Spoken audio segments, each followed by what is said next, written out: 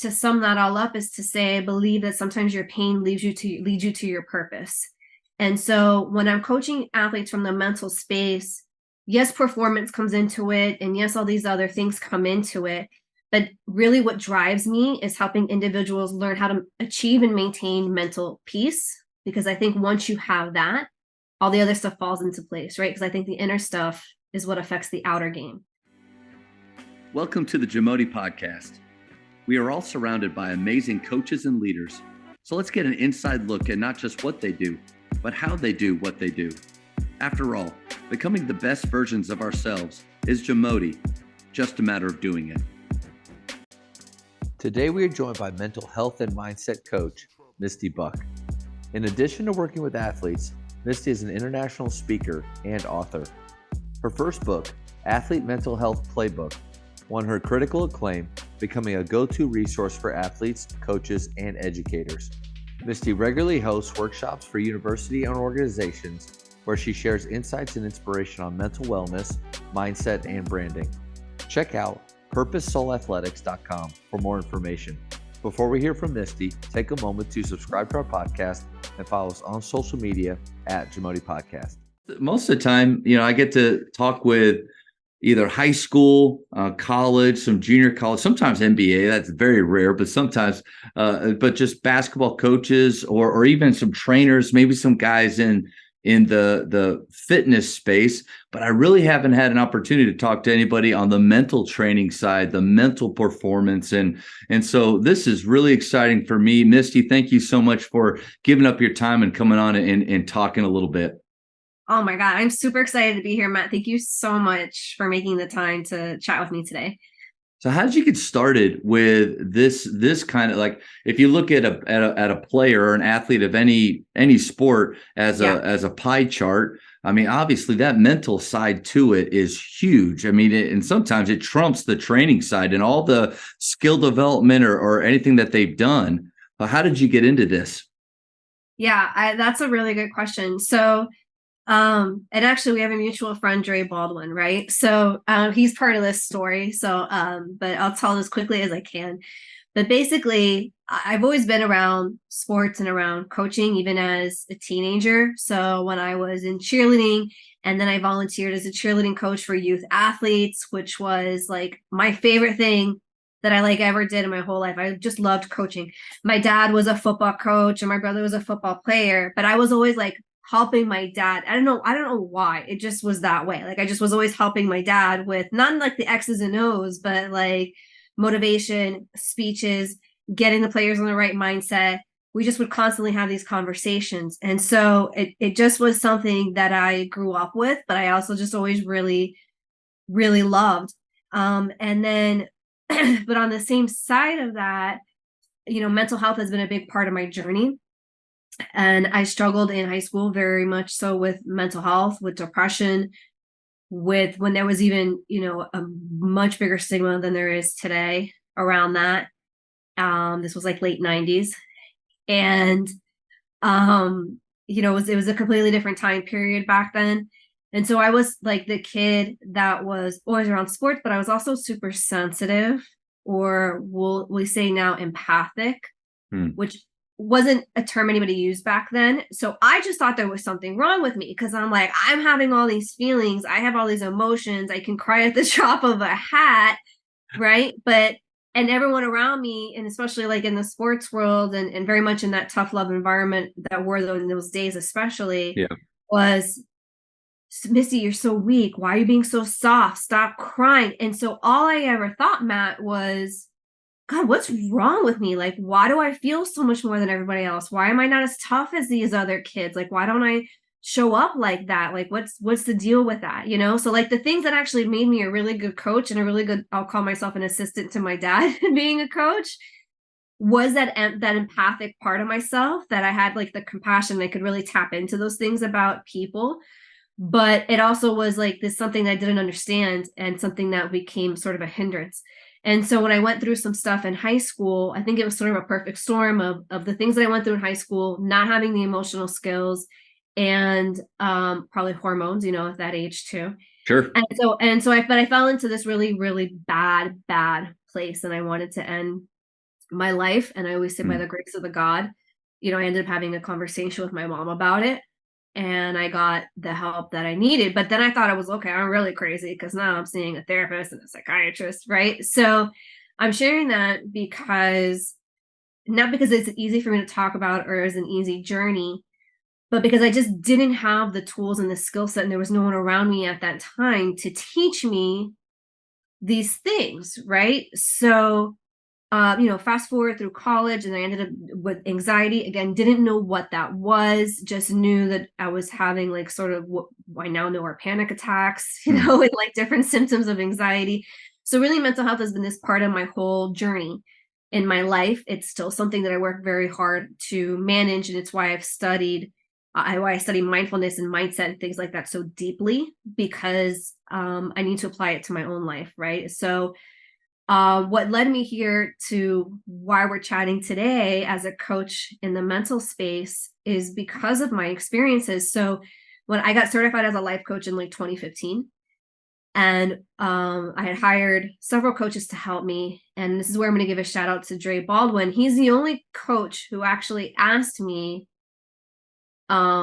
years later, it was probably like 2017 or so, Misty, what are the things in your life that have impacted you the most? And so I thought about that, and I'm like, wow, I've never duplicated that love for coaching anywhere else, is number one. And being in sports, like there's nothing has ever come close to that else in my life, that level of satisfaction.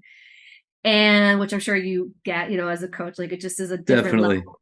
It's like a different level, right? So it was that level of satisfaction and really just impacting these individuals' lives. And then my struggle with mental health and kind of how that all collided. And so it was like, oh, when he asked me that, it was like a light bulb went off, and I was like, oh, why am I not talking about mental health for athletes? Like why, so I started the blog, and I started just really doing that. And the blog became the Mental Health Playbook.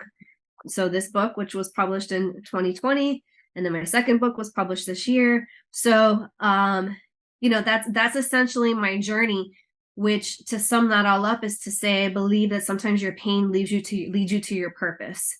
And so when I'm coaching athletes from the mental space, yes, performance comes into it, and yes, all these other things come into it, but really what drives me is helping individuals learn how to achieve and maintain mental peace, because I think once you have that, all the other stuff falls into place, right? Because I think the inner stuff is what affects the outer game.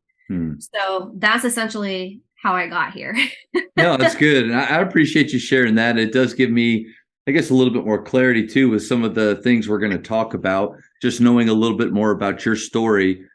You and I came up through high school around the same time. I was a late 90s high school kid. And so my coaches and a lot of coaches during that time period were, Bobby Knight disciples. Like that was kind of who they came up and were trying to emulate. And so right. You're right on the money. I mean, at that point, mental toughness just meant shut up, do your job, don't whine or complain. And if you are in your feelings, sorry, like you're not going to be on the team anymore. You're not like we're not going to address it. And I feel like it's in a better place now. But my first thought was, okay, I'm a product of the coaches that I had, but that's not an excuse to have put my head in the sand. But what I'm excited about is I think in the last 5 years or so, coaches like you are becoming way more popular. Their messages are out there. So hopefully this next round of coaches that, maybe are 20 or so right now, they're going to be great at this. And there will be this whole group of athletes that grow up in programs where these needs and the idea of having awareness of how they're feeling, I mean, it's actually acknowledged. Exactly. That's my hope as well. I think that as we create the awareness and we tell these things and we're open about them, that we're able to be the resource that we didn't have when we were growing up, right? So I think that's always really important part, is that each generation, hopefully, you learn and then you do better for the next generation. And that's where we're at with this. But I don't want to be the coach that just says, well, someone else is going to do it. I don't have to worry about that because I wasn't brought up or trained that way. But you've been able to see now, like even in the college space, guys like Scott Drew, that are way more about the individual than just the player. I think my question is like a lot of times we talk about just when we're talking about player performance, it's all skill based or how they do on the floor with the ball in their hands or whatever sport it is. But what level of awareness do we need to have in regards to like their mental performance or how they're feeling? Yeah, well, I think you touched on something in terms of treating every player as individuals. And that's super, I mean, I just think that's so important because a lot of times, athletes who are suffering, they might feel one of the things, I'm not generalizing because I Sure. really believe everyone has their own individual experience, is that they are just another player, right? And they're not really, they're seen as an athlete that was not seen as a human being. And so that's one thing that we talk about. I mean, this book is, you're human, not a robot. That's the tagline of my first book, because that's what it comes down to. And when you think about it, Matt, whether it's you as a coach or someone as a player, we all essentially want the same things, right? We want to achieve and we want to have our goals met and follow our passions. But what else do we all want? We all want to feel love. We all want to feel peace. There's these commonalities that it doesn't matter if you're an adult and a child or where you're at in your life. Everybody wants those things. So when you look at it that way, it's like, okay, when I can tap into that, how can I build a culture around that in my on my team that allows for these things to happen? So I think part of that is, is checking in with your players and understanding too the signs of mental health and, wellness and potential issues. I think that's something everyone should be educated on. But not necessarily taking responsibility for diagnosing that, because a locker room's not a therapist's office. We know this, right? You kind of have to know your lane. Right. Because you don't want to make like you're right. That's a little scary, honestly. Like I am not a psychiatrist. I don't have that training. And so there's always a part of me that like, I don't want to make a mistake in that arena that ends up harming. Even if I have the best intentions with that young man, I don't want to make that mistake. So I don't know, maybe you can help ease that fear or give a little bit more confidence even to us coaches that do want to be better at this. Yeah, I think, and I think it doesn't, and I'm not a psychiatrist either, by the way. So if someone needs a higher level of care, I need to refer them out to one of my many like referral partners who are amazing. But again, I think this comes down to just being a human being and paying attention to the individual. So as a coach, it's as simple as being in a practice of asking your players, hey, how are you? How are you doing today? Like I was talking to a former football coach, and he's like, I used to just walk around during warmups and ask every single player, hey, how you doing today? What's going on? What's going on with you? That kind of stuff. Because whether they open up to you in that moment or not, and they may, or you may see it, like sense something is off. Mm-hmm. And then you can say at that point, okay, like what's our next step here? Do I need to pull this player aside and have a quick conversation with them? Do I need to help them get them to the right person? Like, what's that look like? But you don't know, like, if you're not asking. And even though they may not say it in the moment, so this goes again for adults, teenagers, whoever, the fact that you show up consistently is what's going to give them confidence to come to you when there is a bigger problem. So the saying is a safe place is a consistent place. So if you're consistently just saying, hey, hey, Jimmy, how are you today? Like, how are things going? Things okay at home? And you're kind of just, even if it's just a quick discussion, you do that often enough and consistently enough. And that player might feel to come up to you one day, what, coach, like I'm actually not doing so well right now. Like things are tough at home and whatever. Oh, really? That's interesting. Tell me more about that. And again, you don't have to step into that therapist role, but just using your intuition, like, okay, so here's the next best step. Like, would you like me to help you go talk to this person, or keeping an eye on that type of thing? Does that help? Yeah, that's great. And I really appreciate you giving me something concrete that I can do, like a step. Like a whole idea behind this podcast is not what you do, but how you do what you do. Like, because so if you were just to say, hey, have more awareness and get to know your players better, that's great. I think that a lot of cultures include that, and we kind of understand that now. But one thing I've heard from a lot of coaches I try to do is just get a lot of touches every day. But a touch can just be like a pat on the back while they're doing ball handling and saying their name. You're kind of taking it to another level of almost opening the door for dialogue, which honestly, full transparency, I don't do that well. I do something called a 10-minute meeting, which is a scheduled deal that using just a volunteer link. They find a time. They ask 5 minutes of questions. Then I ask 5 minutes of questions, and it could be about anything. But that is once every month or two. And then I'm just hoping that I maybe have some random interactions with them, which basing your game on hope is never a good idea. And so I like the idea of most of our practices have built in warm-up time, some individual drills where they're self-governing, they're running it, but I have the time to take my personal touches another step. So that's a really good nugget. Yeah. Yeah, I think that can go a long way. Again, because it's just show whether they open up to you in that moment or not. First of all, it's giving you more interaction to them, to observe them. Because I think it's hard to just look at a player and say, oh, they performed well today, they must be all right. We have to remember that a lot of athletes will use their sport as their outlet, and that's their exclusive outlet, which means that they are compartmentalizing everything when they are on that court. So maybe when they come on that court and they're in beast mode, it's because something's really freaking difficult for them somewhere else. And we're praising that they're in beast mode, but we're not realizing that that's coming from a place that they still need to address off the court, right? So I think it's just like those little nuances of things that when you just start to pay attention, and this is why it's important to understand the individual. Some individuals might shut down and get distracted. Some might go the complete opposite direction. You don't know unless, you're sort of just paying a little bit more of attention. Yeah, I love that title of your first book where it says they're not robots, because I think I'm guilty of that. I think a lot of coaches are, is we want every player to act the same. Now, it would make our jobs a lot easier, right? No doubt.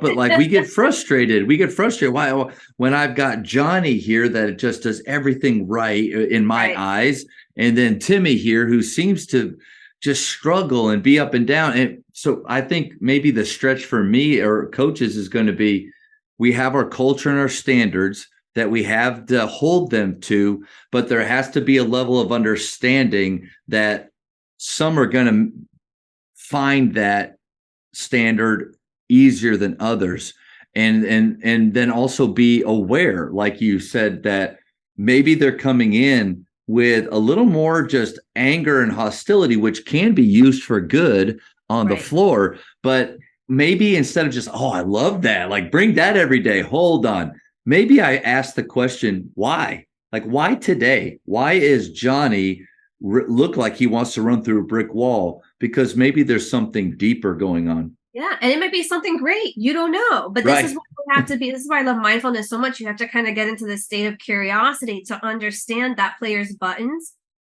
And that's really what I'm working to do as a mental coach. Okay, like what are your buttons? Like what motivates you? What takes away that motivation, right? Like kind of like all those things. Like when are you playing your best? When are you not playing your best? And just kind of understanding where those dots are, so that you can help them do more of that in a way that's healthy, because we don't want them to leave the sport. And like so many athletes struggle because now their outlet is gone, their identity is gone, and they've only ever felt like anything they ever was an athlete. That's the only thing they were ever praised for, was being an athlete. Right? Identity, so, right? Yeah, right. So just kind of like, hey, like beyond, hey, like you're an awesome whatever, you're the best 3-point shooter on the team, but also, like, hey, you know what, like I think you're a really good leader, even like just things like that, like kind of like build up confidence, I think, in other areas. But again, those are the things that lets the player know that you see them as an individual. Yeah, and build that trust in you. Sorry, go ahead. Yeah, that's good. And I wrote down a question that you just kind of said real quick was, we got to know what motivates our players. You said the word buttons, which I like that. Like, how many times am I saying or doing something in a way that I feel like should motivate this player, But if I really have no relationship, or if I don't know, I immediately thought of my first year in coaching. It was 16 years ago.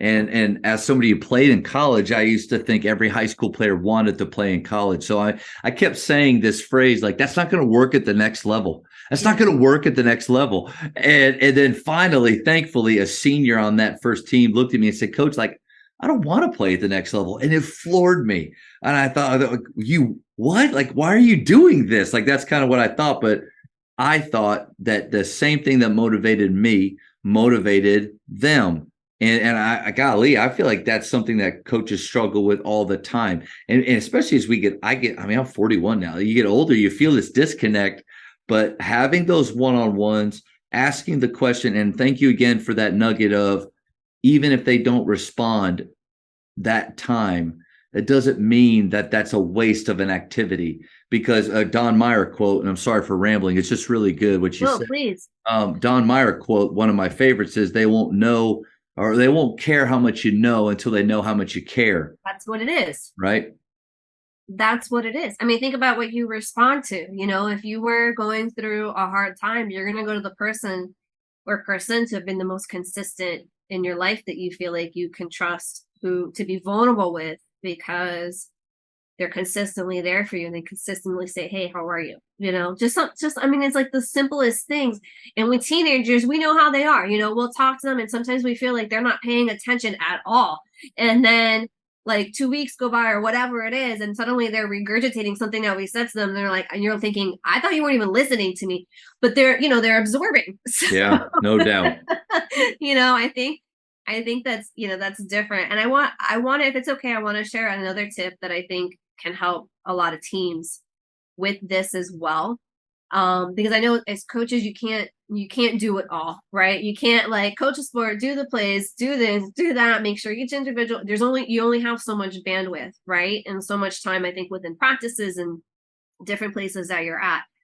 So something that I think is really helpful is if the team has the resources to do it, are peer groups.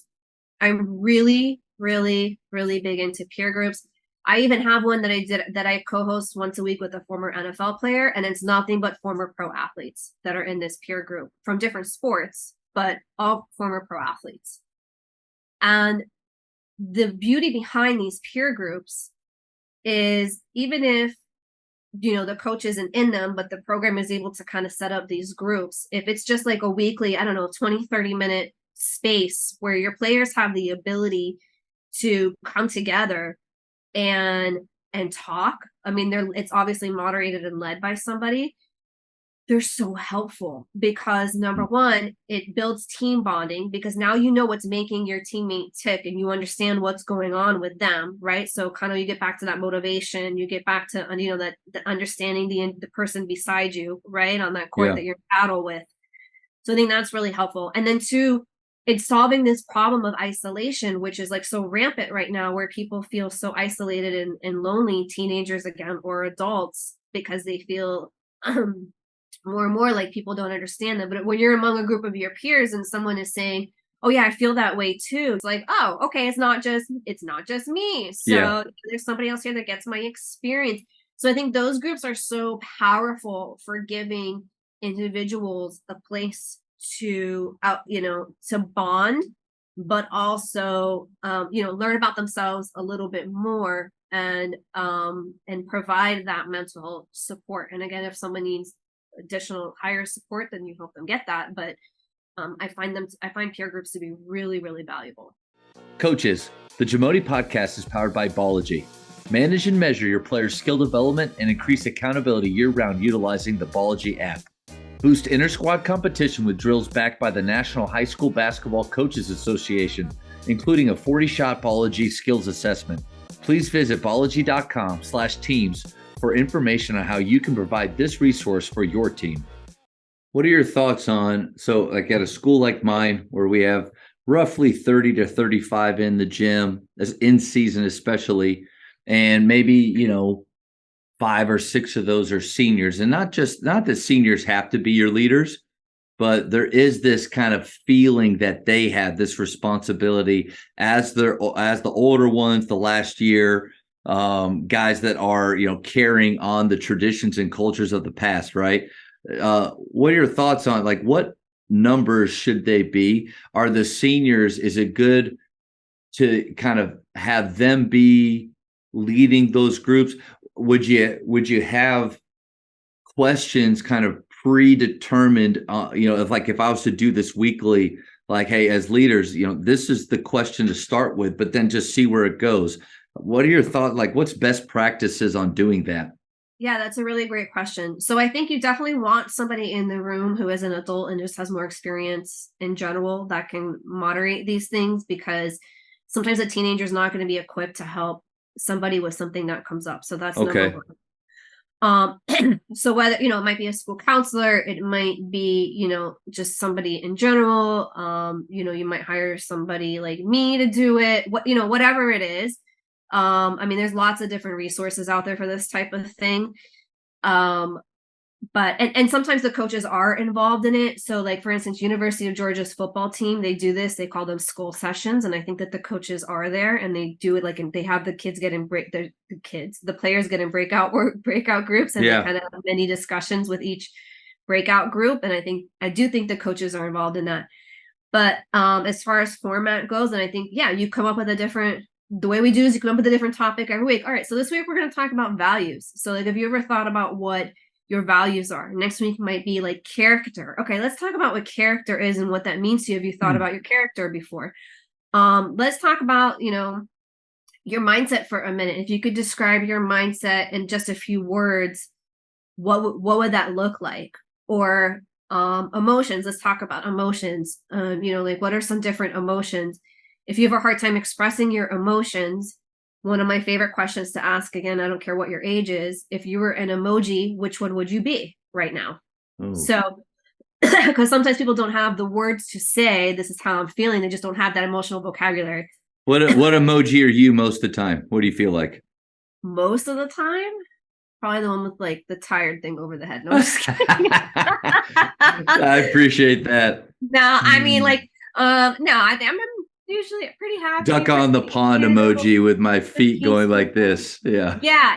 It just, it depends on where I'm at in my day. Sometimes I'm a little more of the, the yoga meditating one. Sometimes, That's fair. Yeah. Maybe I'm more like, and I like that. I like the idea of the breakout sessions. And I also thought too, that it might be another approach to teaching or learning about the program's culture. So like excellence is a big word for us. And so, but instead of me just coming, beginning or end of practice with an excellence quote, like checking off culture like a box, have them discuss what is excellence to you. right. In your life, when you've seen excellence, what does that look like? Exactly. What are ways within our program that we can show excellence, or even the opposite of that? Like, in what ways sometimes do you feel like we're missing the boat on excellence? Exactly. So I think that could be interesting. Yeah, I think those, and then again, it builds the individual's confidence to feel like they matter and their voice matters. And so again, safe space, consistent space. I can say what I need to say here and my voice is going to be heard. And, if I'm really going through a hard time, now I know I'm more comfortable because they've built this culture and they put the actions to the talk and made me feel that I can step forward, with whatever's going on. This may be a hard question for you to ask. So like, if we need to maybe give it more direction, that's fine. But like, what techniques do you use when you're helping athletes just with overall performance? Like, maybe it's somebody that you don't know very well yet. You're just kind of building that relationship, and you want to, I don't know, maybe just help or impact them right off the bat. What are your thoughts? So again, it comes down always to me, to the individual, and working from the inside out, because I can sit there and say, you know what, Matt, this is what I think you should do to improve your performance, without really knowing. Which is what most coaches, I feel like, do. I feel like I'm guilty of that. I mean, yeah. Right. So, but I mean, again, you're doing the best that you can. I'm certain of that. So, but again, I think it's understanding that, that individual. So is it something that they have like a negative thought habit that is getting in their way? Is it that they need to they feel like they need to do a better job focusing? Is it, there's so many different little things that can happen. Is it, maybe a coach said something to them once, and it's just stuck in their head ever since. We've heard these horror stories of bad coaches and how they kind of affect the mental side of athletes ever since then, right? So Yeah. like, I think it's really like looking at the individual, but helping them. The first step I would say is helping them develop that self-awareness, because you may say, why do you think your performance is off? And I guarantee you, and again, an adult or teenager, well, maybe they know, but chances are they might not, because they haven't taken the time to do the self-reflection.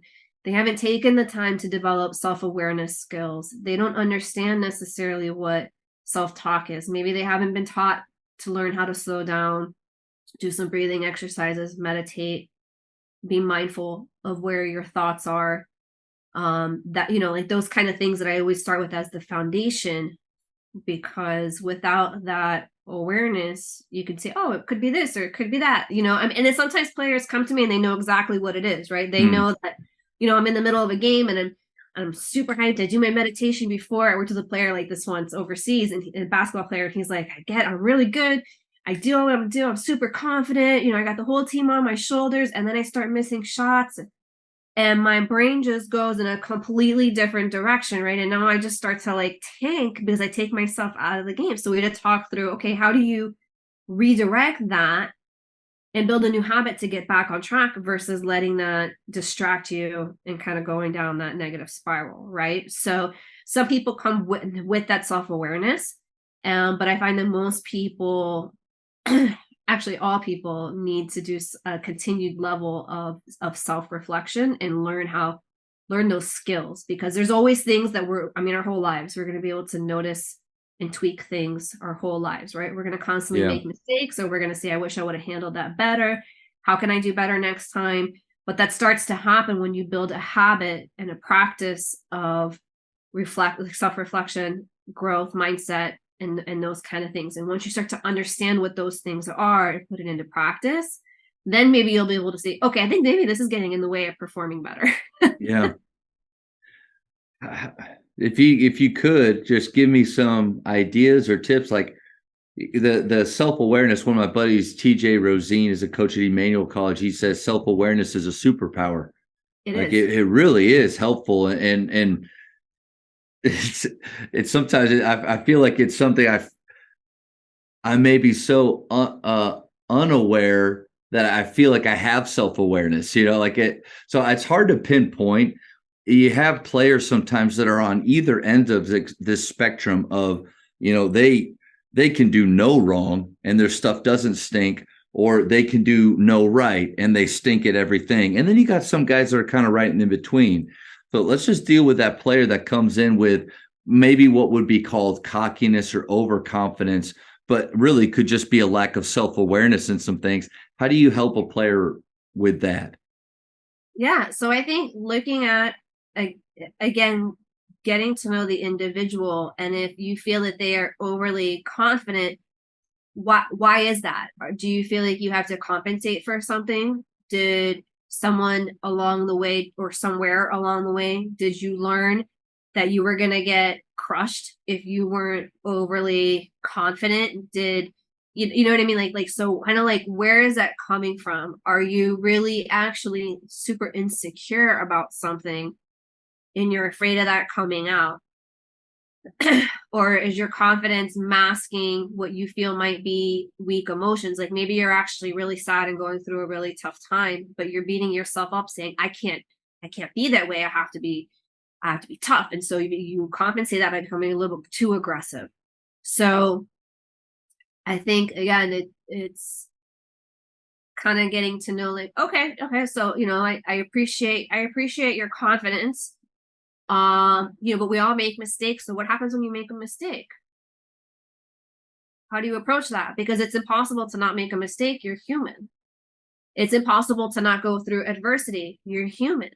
So when those things happen, how are you approaching that? And I like that. I think that's really helpful, using more of the question method as opposed to find the answer, as opposed to what I think I've done in the past and a lot of coaches, which is, I've noticed that you have an issue with your confidence, but in a negative way. And they basically just, we tend to just go down the list of all the ways that it's affecting them, but also affecting their team.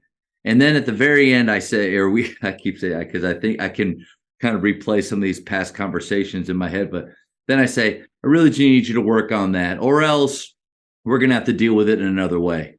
And that's usually how I think those conversations go. But what I like your idea of maybe asking, without just coming out and saying, I feel like you're acting like a selfish player and you're pulling away from our culture and you're not embracing. Instead of that, asking questions to really figure out or find the root or where that's coming from. Yeah. I mean, and again, it's just language is really delicate, right? So maybe in something, I appreciate, that you're trying to do so much for this team.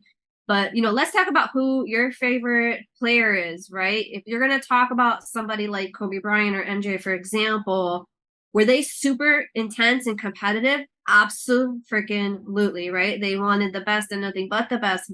But, I think Kobe in particular, a team player. I love that. And there's another, I think Kevin Eastman. Well, I asked him a similar question. He's a longtime legendary coach in the NBA. Wrote the book "Why the Best Are the Best," and it's like 25 words that of his observations over like a 30-year, 40-year NBA career. So a lot of gold in that. But one of his nuggets was to use a player's favorite player to send them messages, and that's exactly, I think, what you just said. Yeah. So, and you could even bring that into either that one-on-one discussion with that player or as a peer group discussion, like what makes somebody the best of the best to you, and kind of start to peel back those layers, right? And see like, okay. So you mentioned a little bit of a meditation that you had a player go through before the game. Is that different for everybody, or is there like kind of just a set pattern that, like, if you was to take an athlete through like a pregame meditation, what does that look like?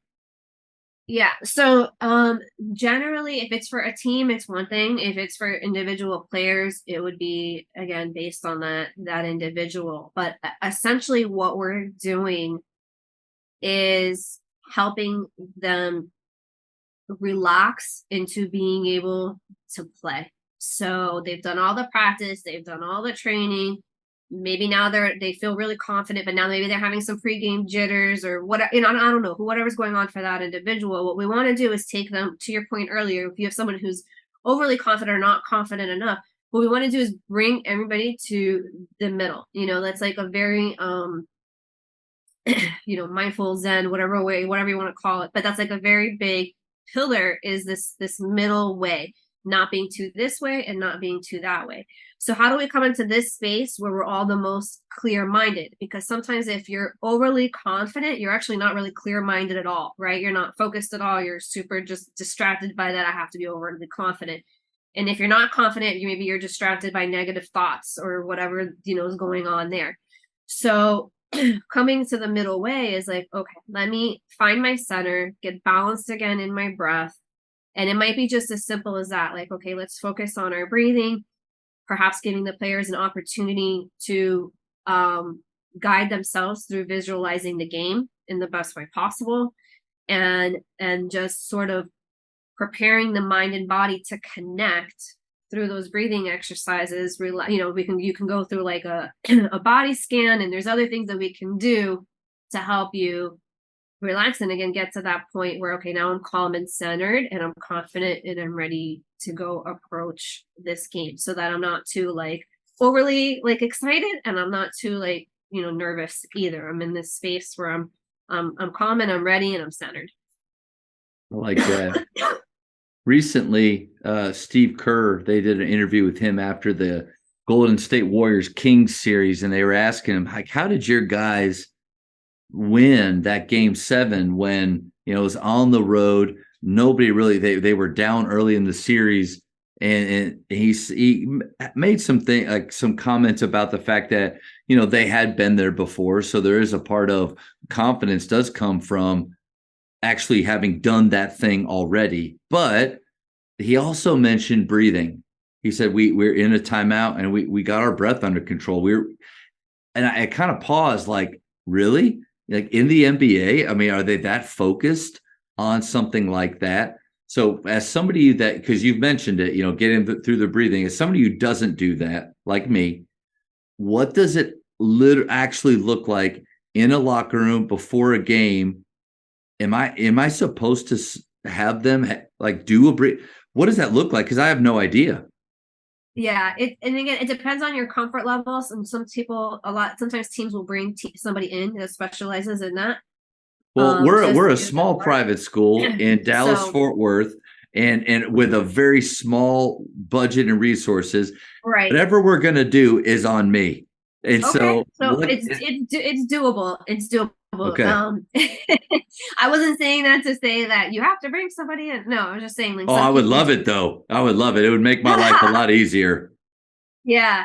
Well, I mean, I study a lot of this under a gentleman named George Mumford, and he is a performance mindfulness coach. He's worked with under Phil Jackson when he was on the Bulls and with the Lakers. So some interaction there. I don't remember if he was a part of the team that Steve Kerr was on, but he definitely was there with the Michael Jordan Bulls team and Scottie Pippen, and then I bet he was. And the Yeah, Lakers, I bet he was. And he's done like a lot with a lot of professional athletes. There's a lot of pro teams that still bring him in. So, but it's not just like, okay, I'm just gonna. I mean, it's like a season long process, right, of teaching them these skills, from what I understand.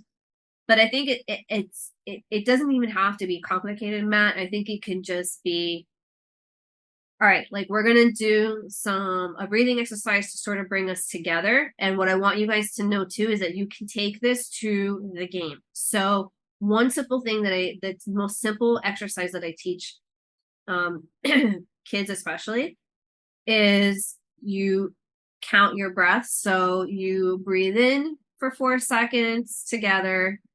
You hold that breath for 4 seconds, and then you exhale that for 4 seconds, and you hold that exhale for 4 seconds. That's called box breathing.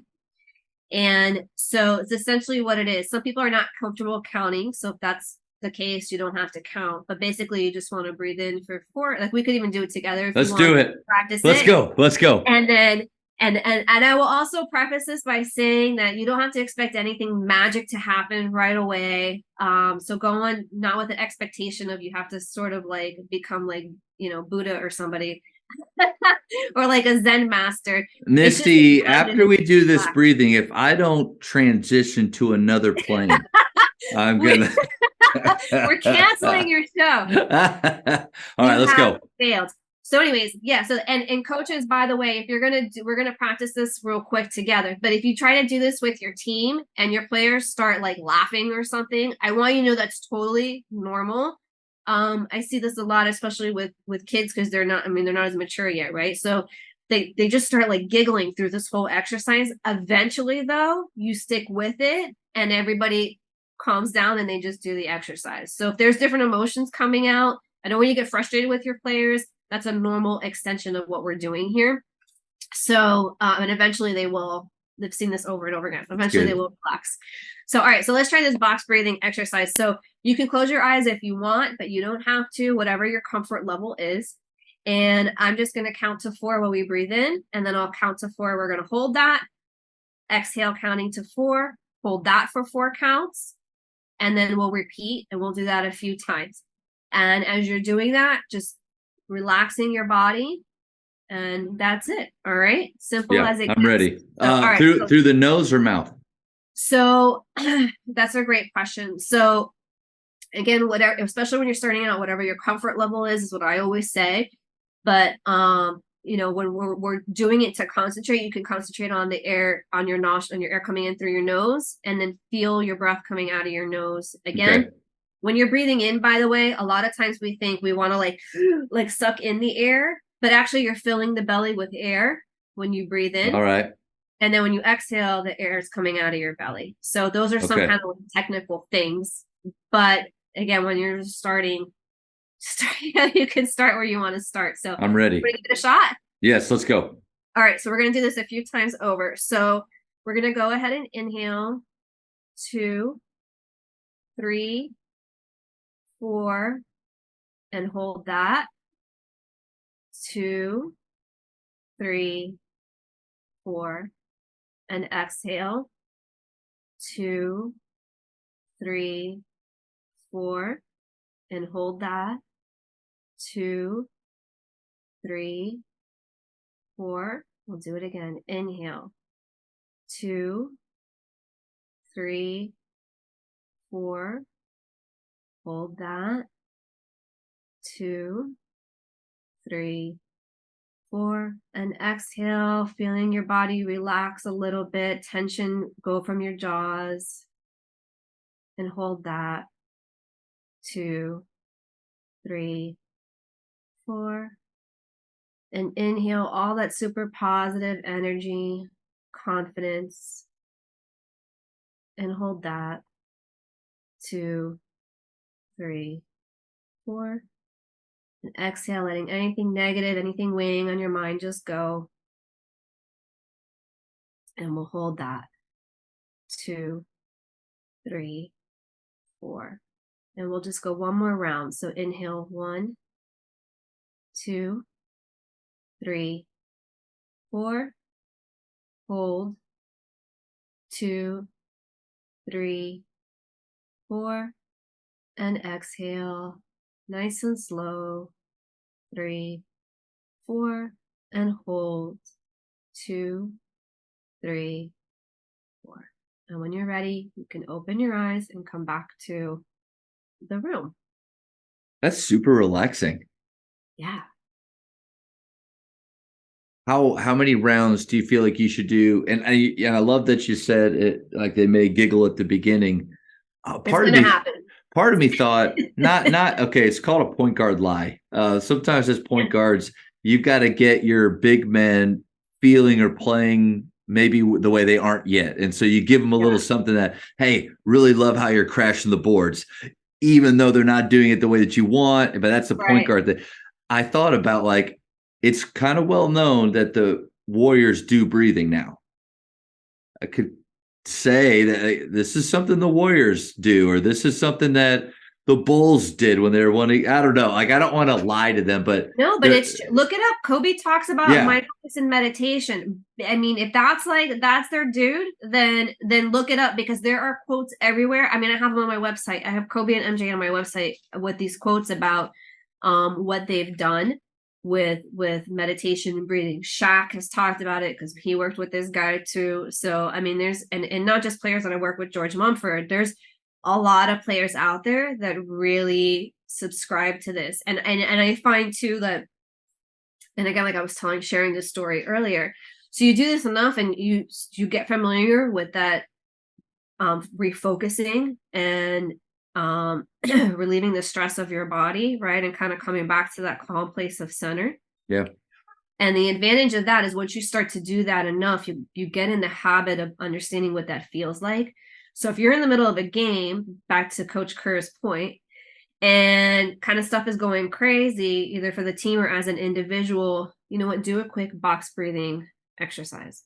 I mean, you can even look up, actually, what you can do too is look up videos. There's videos of LeBron meditating before the game in their locker room. There's videos of LeBron on the sideline, sitting on, the bench meditating. So, and doing breathing exercises. So this is a real thing. Yeah. And I believe it. And, but I think too, it's like, what will make it, give it even more validity with our players is not just, hey, Coach Saman made us, that's my last name, started, making us breathe all weird. The moment that I say, hey, like some of the top performers do this, instant more higher degree of buy-in, I think. But then because at some point they start to feel it themselves. So I hope you don't mind me asking these kind of specific questions, but let's just normally like let's say our girls are playing before us. We're the next game, and I send my guys in at halftime. They have that third quarter to get changed and do everything. I come in at the beginning of the fourth. We've got usually a highlight film already geared up because I want them to go onto the floor, seeing themselves do things really well from the game before. But then also a little bit of game plan, and then very honestly throughout, because we play like 40 games, very little raw motivation from me, because I think you only have one or two of those really good ones a year before it's kind of like, oh, okay, here we go again. But where should I fit this in as far as then we go out and we warm up and play? Where do you think? I think you're gonna have to experiment and feel Yeah, it that's out fair. with your team. It might be before you show that game film, so it might, because to me, like that for starters makes the most sense, because you're unifying everybody and bringing them together to relax and focus on what we're about to do, and then you get into the familiarity of like, okay, here's the film, here's I the like plan, that. here's Because the before I walk in, let's be honest, I have no idea what they're doing and saying. Like, yeah, you know what some you're walking into, right? some could be super focused, others could be like, hey, what are we doing, where are we going to eat after, Yeah, and there's, yeah, because there's different levels, and I don't really care that because again, there's not millions of dollars at stake with us, but then so there has to be an appropriate level of care from my high school guys, but that really can vary from, like we've said a lot on this call, from player to player, and to expect everybody to be so locked in and focused like they're about to smash through a wall. I wasn't that guy. I right. was quiet and focused, but not like, sitting there shaking and staring, listening to crazy music. And so I think this is a way to, no matter where you are when I walk in, to bring us all to a certain point, focused, whatever you want to say, centered, right? Like get Yeah. I in mean, that middle space, and then we yeah. move. Yeah. And you can even bring in your values, because you talked about excellence being a value. So have them through that breathing exercise, focus on feeling the excellence within them. So like, I, like, what does that feel where do you feel, what does that feel like? Where do you feel it in your body? And let's tap into that. Coaches, the Jamodi podcast is powered by Shoot 360. The future of basketball has arrived in Dallas-Fort Worth. Shoot 360 combines the latest sports technology with the fundamentals of basketball skill development. The result is a one-of-a-kind video game-like basketball program designed to improve your shooting, dribbling, and passing. Visit shoot360dfw.com to learn more and register for your free 1-hour workout evaluation. Shoot 360, the future of basketball is here. Been able to talk with a lot of college and coaches, especially about confidence, because I think sometimes as a high school kid, I used to think that college and NBA players, they didn't struggle with their confidence. They get to that spot and they've arrived, they know they're good, but then it's refreshing to know that they do. And then I remember as a college player, especially when playing time is going up and down, there's times where you even contemplate like, why am I doing this? Like, what's the point here? When you have players that their confidence is sliding down negatively, what are some things coaches can do to help turn that around a little bit? Assuming, that they've prepared enough, done the work to have the right to be confident. Because if they haven't done that, then there's not really anything positive I can say to make them. That's like me telling you to fly. You can fly a plane, Misty, right now. Right. You can fly, but maybe you can, but if you've never done lessons, it doesn't help what I tell you. Right. So what are some strategies? Right. So I think that's a really great question. So I think, again, assuming that they've done the work, one of the things that you can encourage them to do is look at what's right in the situation. As humans, we tend to be really honed in on the negative and on everything that's going wrong, what we're not good at. Athletes in particular, I have found, are very, very hard on themselves, because it's like, okay, what's the next mountain to climb type of a thing? Like, yeah, I did that. That's great, but that's not enough. Yeah. Or again, like somebody told me that I'm not good enough and I'm still believing that. or whatever is going on. So there's a name for this. We call it the negative committee. So noticing when it's the negative committee, and this is where, again, where breathing and slowing down and mindfulness comes into play. When you're noticing like these thoughts are coming in, you can say, oh, I know what that is. That's the negative committee. Or you can give it like an alter ego name, or whatever you want to do to deal with it. So I'm thinking of all these negative thoughts, but I know, guess what? That I have the power to choose my thoughts, and I don't have to believe everything that's coming in right now. Because that negative committee, they're just annoying and they're bad thought habits. And I can choose right now that I'm not going to believe those thoughts. So leading your players to be like, okay, so you don't have to believe those negative thoughts. So instead, let's take a few minutes and let's focus on what's going right. Right? Like right now in this moment, you probably don't have any real problems. There's nothing really, there's nothing really going on there. You've done the work. Like that's something that's right. You're healthy right now. That's something that's right. So whatever those little wins are, and there's always going to be way more things that are right than are wrong, but the wrong ones we're just naturally drawn to as humans. So just, I would say, redirecting those thoughts into looking at things that are right is a confidence booster for sure. That's really hard, especially for players in the moment. Like, because I think confidence, a lot of times we talk about slumps, and people think of slumps in any sport that it's, multiple games. But man, there's even a smaller roller coaster ride to confidence that can happen within moments. A game like basketball, where there's so many possessions and things can change. You can make 2 threes and then all of a sudden miss your next 4 and start to think something's wrong. Like in a game where it may be a little bit harder for us to have that sit down moment with them, anything that you can think of that because at Faith, we shoot a lot of threes. And so I've tried over the years to figure out better and better ways to remind them. Like one of our mantras is shoot to get hot, shoot to stay hot. Well, shoot to get hot means that you've got to continue to pull it no matter what, and then to stay that way is the same. What are your thoughts kind of in that in-game moment when you can see some drooping maybe happening? Yeah, I think allowing the player to remind themselves, all I have right now is in the moment. And I'm going to share something right now with you, Coach, that I always joke is going to go on my headstone when I die, because this is what I say like over and over and over again to people. And it's this: the future happens in the present. So if the future happens in the present, what does that mean on the basketball court? It's not about the shot that you just missed. It's not if you just missed 99 shots. It's about the shot that you're taking right now. Right?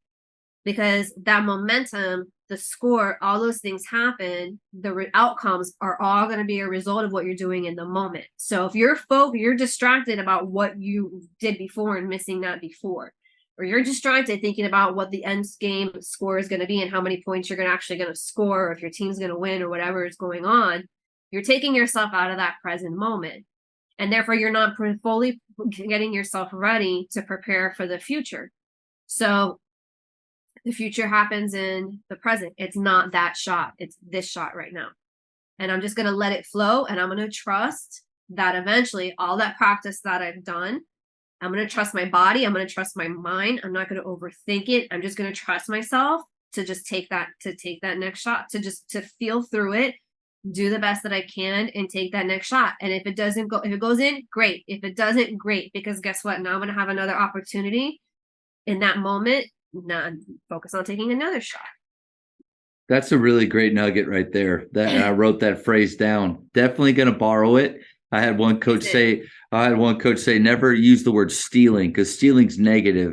But as coaches, we can borrow all the time. Borrow it. I don't own these things. That wording was imparted to me from that's a divine thing that I used. I mean, it's for everybody, right? Like it came to my brain, but it's for everybody. So take it and do what you're gonna do. And I think that's powerful, not just for players, but for coaches too. And you know what's funny is I went the nutritional route with that quote, because I thought, like, so many times after games, my wife knows this. My go-to is I stop at the QT and I get most of the time, sometimes an energy drink just because I know I'm going to be up watching film, but I get Raisinets. It's my favorite candy. But like I regret it in the future. Like I know I will, but I'm eating it right now. Like whatever I want, whatever my goals are for health and as a coach or a person, I've got to start really thinking and honing in, not on the plans that I have for the future. Like, in a month, I'm going to really start this new diet plan or workout plan. Like, I've got to think about right now what I'm eating, what I'm drinking, what I'm choosing to do with my time besides getting on the treadmill or going to the gym, because all of those decisions, like, that's the future. And at our school, we snap. I'm going to just snap for that nugget. Like, that's really good. Awesome. I love that.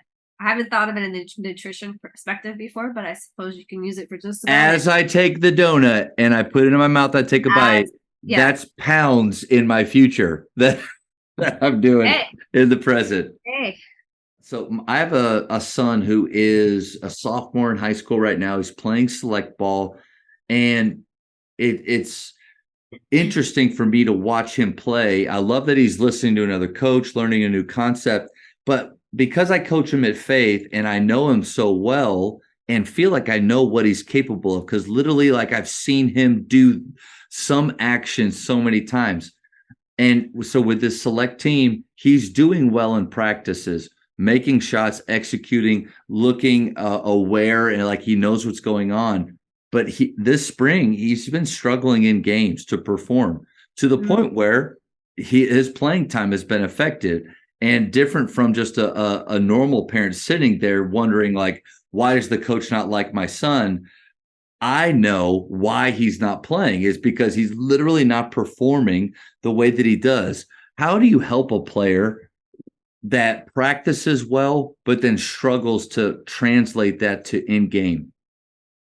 Well, I think it comes back to just full circle in our conversation of helping him build that self-awareness. So like what's happening? How are you feeling, and what's your thought process during practice versus how are you feeling and what's your thought process and feeling, I mean emotionally, physically, all of it. That's what I'm talking about, all of it.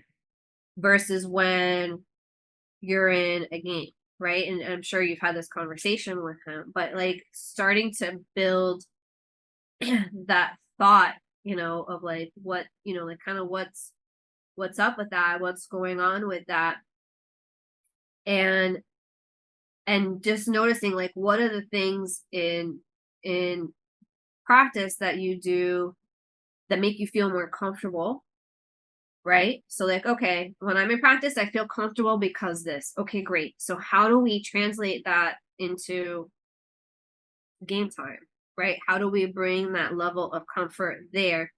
And if you're not sure, okay, like, so what's we need to figure out what's blocking that. So does he feel pressure? Does he feel stress? Does he feel some kind of imposter syndrome? Is it that he's not trusting himself enough? Is it that he's getting like, in practice it doesn't really matter, so he's letting things flow through, versus in the game where now he feels like everything matters and I'm getting like locked up in that.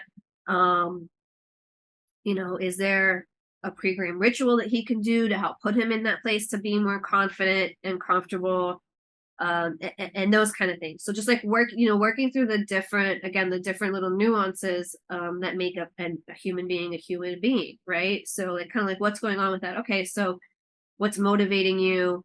How can we get you in the mindset? How can we bring you back more focus? And just helping him again through self-discovery of understanding what the differences is, and then how do you work through that to see what's okay now that I understand that, what's going on in game time. How am I again observing? How am I really feeling right now? What's going through my mind? Let me be honest and vulnerable about that. And then you work through it. I wish I had a formula that, coach, that was like 1 + 1 = 2 and he's cured and whatever, but individuals were complicated human beings. So yeah, you really let me down without, no, I know I think you're right on the money though. And it does go full circle too. And even though it's funny because like, I'm not just talking about a player, I'm talking about my son. and I'm around him a lot. And with me and our style of play, we try to create an idea of a guy named Doug Novak. I just recently had him on. He's a 30 plus year college coach, and there with shooting especially, the mentality they want is that I have to take that shot instead of I have to make that shot, because the I have to make that shot puts a pressure on it that is unnecessary. Like, obviously we all want to win. Obviously we want to make shots rather than miss shots, but it's not possible to always do those things. It's not going to happen. So the idea of I have to take it means that like as soon as leather touches my fingertips, it's an expectation that I shoot regardless of the outcome. So like he gets to have a little bit of that freedom and feeling with me. This team that he's on, it's different. The better players, just a different philosophy, not bad, but just different. What much more of like in the game. I mean, it's what I felt in college. If I made my first shot in college, I'm probably going to play a lot. If I missed my first shot, well, might be 2 minutes for me. And right. That pressure, playing like that's really hard. So helping him try to navigate, what I haven't done is like, I've asked him before, why do you feel like, in a game, when you take the first 1 or 2 looks, you're missing. What do you feel? And a lot of times he's just said, I don't know. And sadly, like I've sometimes just let that be it instead of probing a little bit more, not like, hey, no, that's not a good answer. What else? But right. Well, trying to dive into, in practice, I witnessed you make a high percentage, because I think you touched on a few things there. If your practice habits are different than what you're experiencing in a game, then you can expect different results. So if you're not putting not pressure on yourself, but if those shots aren't as important in practice as they are when you play in games, so I think there's just ways like using that question method that maybe his mom and I can do a better job of trying to figure out how he's feeling. Yeah. And again, like when you're in practice, how does your mind, body, and emotions feel? And then how do your mind, body, and emotions feel when you're in a game? And if you don't know the answer to that, I want you to pay attention to it. Like start to pay attention to that and see what you notice, and emphasize that there's no right or wrong answers. And there's not a pressure to have the right answer on that. It's just a journey of discovery. And so by encouraging that, it's like, I don't expect you to know the answers and be perfect. And I'm not adding more pressure on you to figure out what's wrong. I'm just saying, let's get curious together. And there's no right or wrong answer. But until we get curious, we're not going to get to the answer. So, and again, it might be like we were talking about a few minutes ago, trusting, do you feel, is he relaxed in practice, and then does he really tense up in a game, and does that kind of, on like every level, mental, physical, whatever, is that what's going on? Is it a lack of trust? Is he not really trusting that the way that he practices is going to translate well to a game, and so he gets really rigid instead of staying loose like he does in practice? Yeah.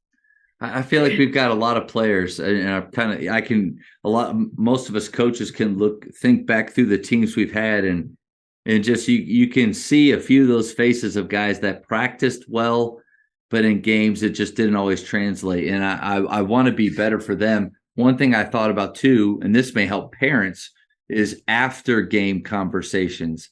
Instead of having the list of things that I thought that he could have done better, or any player could have done better, maybe asking questions. One of my favorites to ask him is, how do you feel like you played? Yeah. Because right there, instead of just how did you win, how do you feel like you played? Because right there, it can open doors to maybe some things, especially as a coach, that I did see, but even more areas where we can focus on, or he can focus on, based on how he felt he played. Right, exactly. The Jamodi Podcast is powered by Sideline Interactive. Sideline Interactive is the leading manufacturer for high-quality, innovative scoring tables and LED video display boards that help coaches and schools bring more excitement to fans, create huge fundraising opportunities, and make their jobs easier. Visit sidelineinteractive.com to check out their amazing products. All right, the speed round. Let's A lot of your clients feel like they know you, but then after the speed round, they really will. Uh-oh. All right, quick questions. First thing that pops in your head: favorite ice cream flavor? Ooh, Neapolitan. Okay, there a lot of these. Some of these have to do with basketball. So if you don't mind, greatest shooter of all time. Shooter of all time? I'm a Miami Heat girl, so I gotta go with Dwayne Wade. Okay, that's fair. That's fair. Yeah. Unpopular take. Yeah. No, but he was obviously, as a Maverick fan, I'm not a big fan of his because they stole a championship from us in 2006. But Dirk got him. Dirk got him back though, and I think that was at 11. What's your favorite holiday? Favorite holiday. Actually, this is really funny. My absolute favorite holiday is Halloween. Interesting. I even had a Halloween themed birthday party once. So nice. What can I tell you? And that was as an adult. That's when I turned 39. Okay, I was gonna say this must have been when she was a kid. No, no. It was when I turned 39, and I called it Nightmare Before 40, and everyone dressed up for Halloween. It was like a week before everything shut down for COVID. So I blamed it on my birthday party, having Halloween in spring. What can I tell you? That's right. You're the I ruined everything. Sorry, guys. Right. Texting or talking? Depends on the conversation. Sometimes great answer. There's way too much that I need to say. Like my husband and I will be like, I gotta tell you what just happened, but there's too much to say in text. I'll tell you later. Or sometimes if it's something important, that tone is just not gonna come off right in text, So that's the right answer. What book would you give someone besides your own? Besides my own. So definitely, I've already plugged in. Well, Dre's books are awesome, by the way. I would definitely put Dre's books on there, Work on Your Game, and some of the other ones that he has out there. And then George Mumford's Mindful Athlete. And he just had a new one come out called Unlocked, which I'm almost done reading. But he's like such a mentor to me. So I just plug him wherever I go because love that. He's really awesome. Dre is really good too. Your favorite place to travel? Oh, we love going to the Caribbean. Like I'm always we go to a different island once every summer. Nice. They're like, why are you in Miami going to a beach? I'm like, because it's different. My wife and I, it's Hawaii, and our goal for the rest of the time, I'm going to work extra camps. I'm going to do extra stuff so that every summer we can go there. That's the goal. I've never been, but that's amazing. That's amazing. It's the only place, through basketball, I've been able to travel a little bit. It's the only place that when I leave, I feel like I'm leaving home. Like I'm leaving, I'm homesick leaving, like this is wrong. Like, but family vacations, we go anywhere else. No, I'm ready. I'm ready to come home after 3 days. And so, yeah. Oh, that's awesome.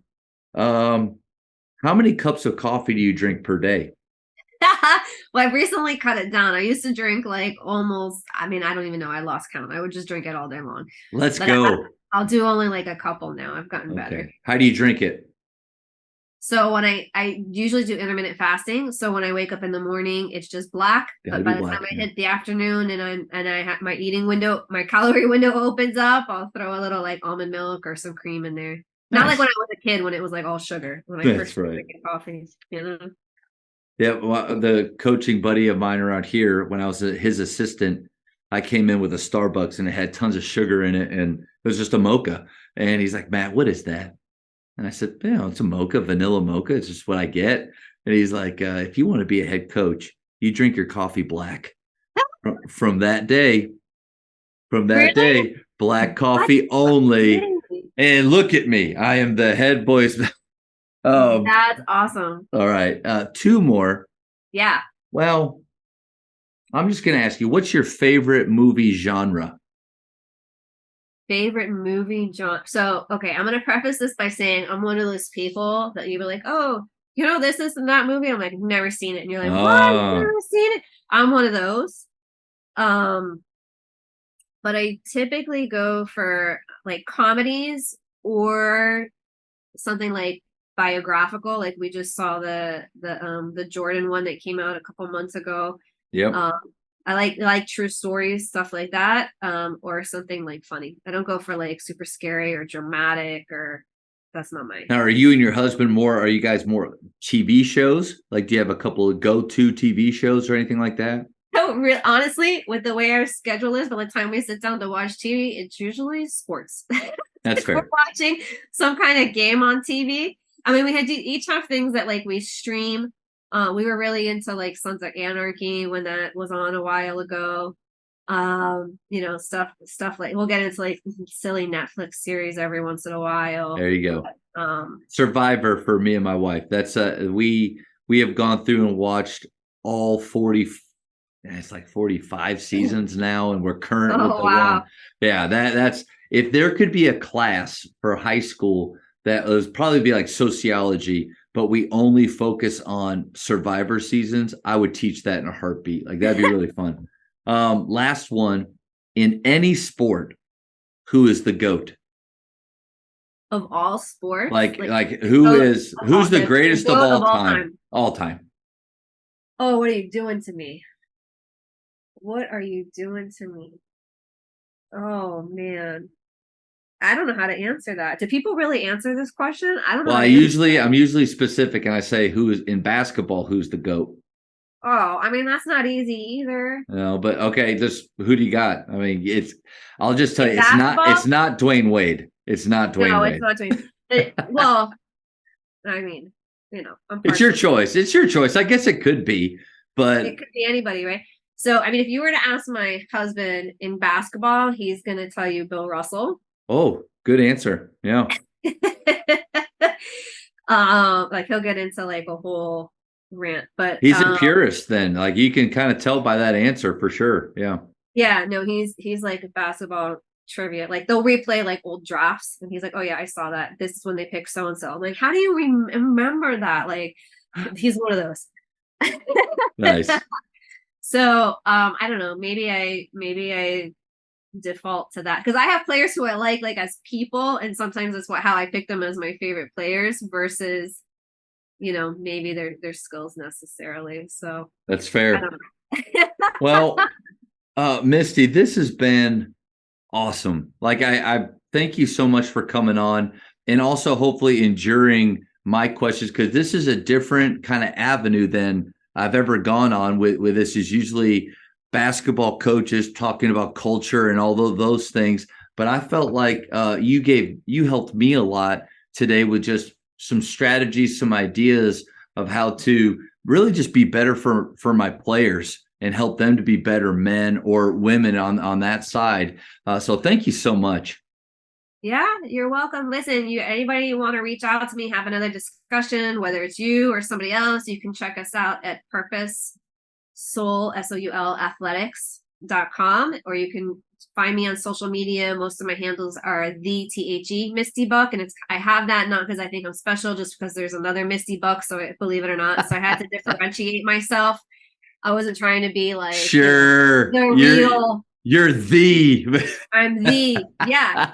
Well, I mean it's whatever. It was already taken. So That's the fair. Misty Buck is me on most social media or purposeathletics.com. I'd love to have a conversation with anybody at any time about any of this stuff. As you can tell, I can talk about it all day long. So Yeah, I'm glad you shared that because I usually ask for what's a great way for people to get in touch with you, and so because I do think, I mean, in my opinion, there's going to be a lot of follow up questions to this, and then maybe if I try the breathing out, if I try that, like what are some other steps that I can take, and so I really appreciate you sharing that and for giving up your time. This was awesome.